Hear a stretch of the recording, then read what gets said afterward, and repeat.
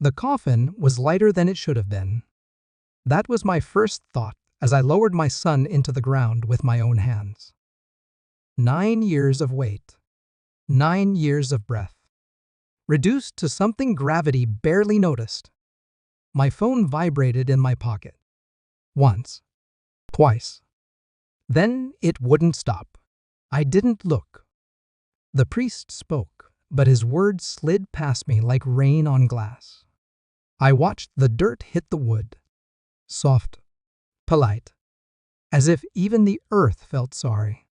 I remember thinking she should be here.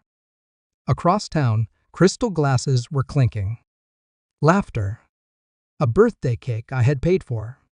A banner with her name in gold lettering. Champagne breathing out celebration. My wife's birthday.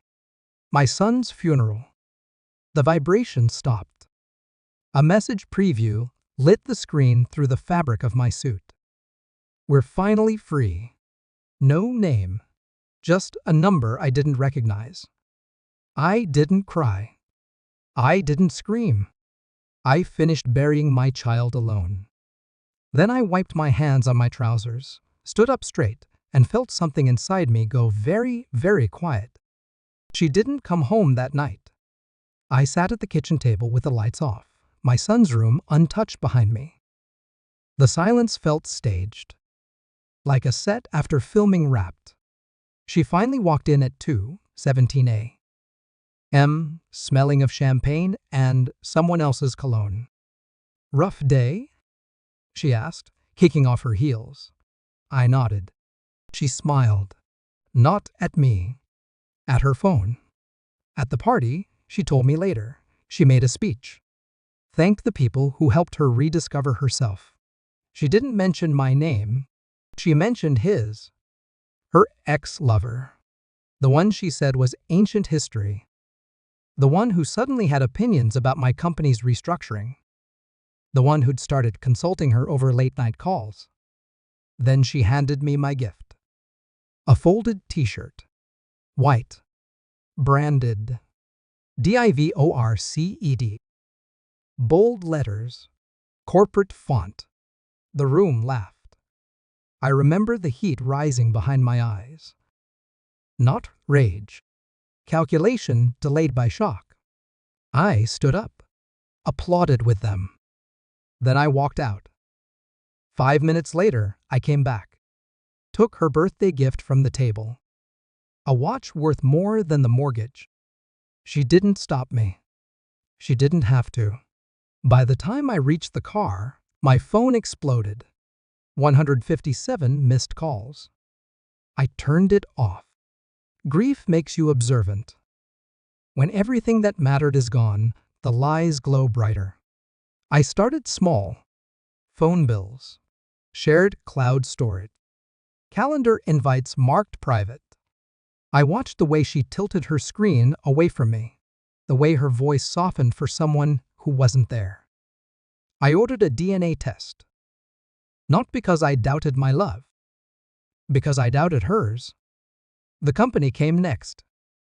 I'd built it from nothing. She'd learned the vocabulary and worn it like perfume. Suddenly, contracts were being rerouted. Accounts paused. Decisions made without my signature. I played dumb. Grief is a convincing mask. No one questions a broken man. I watched her pack lighter clothes. Saw the champagne receipts. Heard my son's name avoided like a landmine. At night, I sat in his room and listened to her laugh through the walls. I imagined my heart as a locked room. The envelope arrived on a Tuesday. Thin. Clinical. Final. I opened it alone. Probability of paternity, 0%. The room didn't spin. I didn't sit down. I felt relief. Now I knew exactly where to stand. That evening, I placed the report on the kitchen counter. No explanation. No accusation. She picked it up. Read it once. Twice. Then the color drained from her face. "You don't understand," she started. I raised a hand. I understand, I said calmly. I always did. I just needed proof. She cried. Loud, desperate, messy. I watched like a stranger, observing a weather event. The birthday party was the stage. I chose not to cancel it. When the moment came, I stood up with a glass in my hand. The room quieted. She smiled, thinking I was surrendering. I wasn't. I want to thank everyone, I said, voice steady, for celebrating freedom. Confusion rippled. I nodded toward her ex-lover. Especially you. I handed out envelopes. Contracts. Account statements. Evidence. My company was never hers to take. Every asset had already been moved. Every account frozen except one. Hers. I finished by placing the DNA report beside her cake. Then I walked away. Behind me, silence collapsed into chaos. I don't visit the grave anymore. I don't need to.